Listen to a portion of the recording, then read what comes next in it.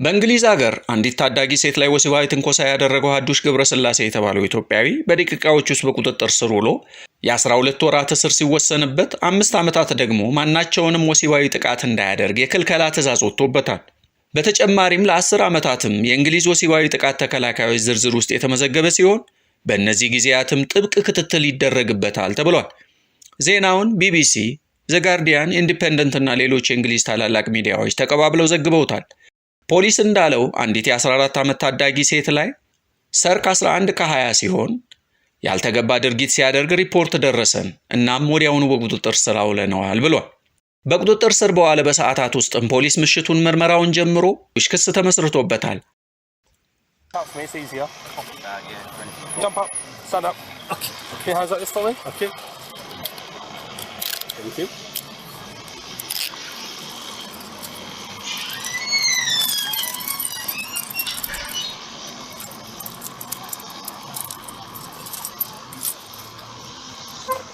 And just come and step on for me, sir. Okay, she is right. Give me 1 second, I'll call you back. She is right. The phone put that in there. The lady in blue. Yes, the lady, yeah. You think She's drinking and I pass. Please call me. You are black man. You are coming, man. You are coming my home.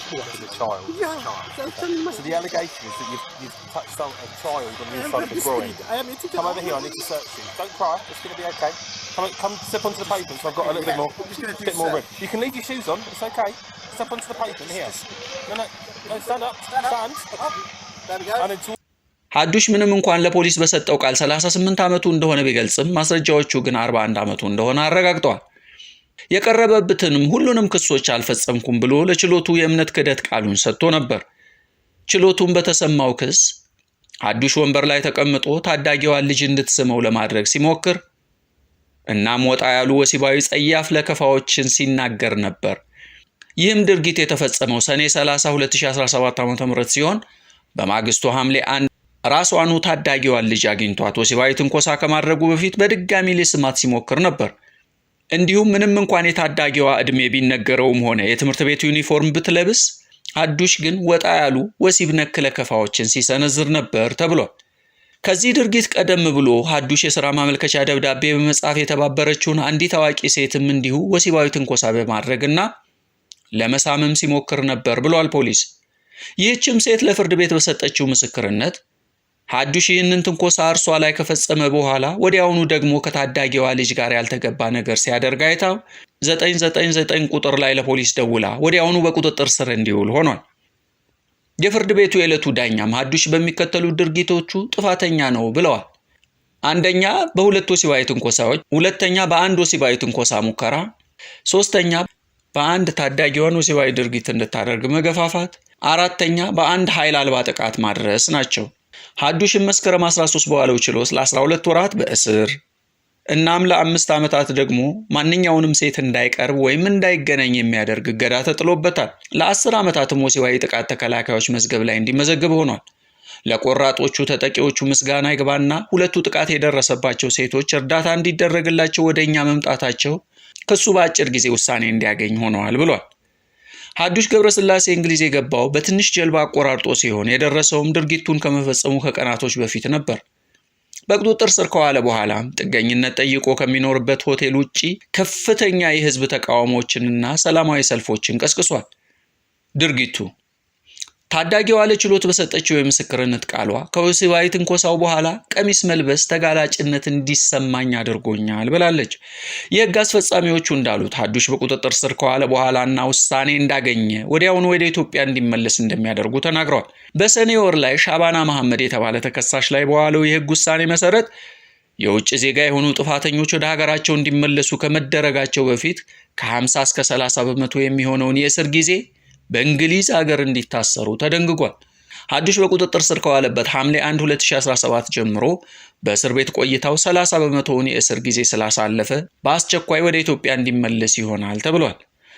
ነገር ግን እስካሁን የእንግሊዝ መንግስት ሀዱሽን ወደ ኢትዮጵያ ለመመለስ ምንም አይነት እንቅስቃሴ አላደረገም። በተመሳሳይ አምና አንድ ኢትዮጵያዊ ተከሳሽ ወደ ኢትዮጵያ እንዲመለስ ሲደረግ በዚህ ዓመት ደግሞ ባለፉት 6 ወራት ብቻ 2 ኢትዮጵያውያን ተመሳሳይ ጥፋት ፈጽመው ወደ ኢትዮጵያ እንዲመለሱ ተደርጓል።